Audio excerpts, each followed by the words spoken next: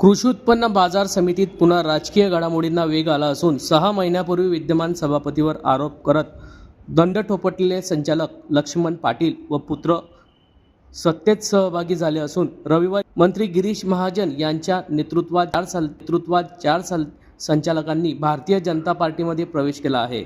शिवसेना ठाकरे गटाचे संचालक तथा माजी सभापती लक्ष्मण पाटील उर्फ लकी टेलर, संचालक संदीप पाटील, राष्ट्रवादी शरद पवार गटाचे संचालक दिलीप पाटील, माजी उपसभापती तथा विद्यमान संचालक राजू पाटील यांनी भारतीय जनता पार्टीमध्ये प्रवेश केला आहे।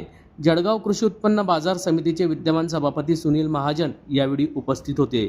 ठाकरे गटाचे 2 आणि राष्ट्रवादी शरद पवार गट 2 असे एकूण 4 संचालक आता भारतीय जनता पार्टीमध्ये दाखल झालेत आहेत। आज दिनांक 9 मार्च रोजी दुपारी 1 वाजता ही माहिती माध्यमांना प्राप्त झाली असून 6 महिन्यापूर्वीच सभापतीचे दावेदार असलेले लक्ष्मण पाटील यांच्या विरोधात सुनील महाजन यांनी उमेदवारी दाखल केल्याने चांगलेच वातावरण तापले होते।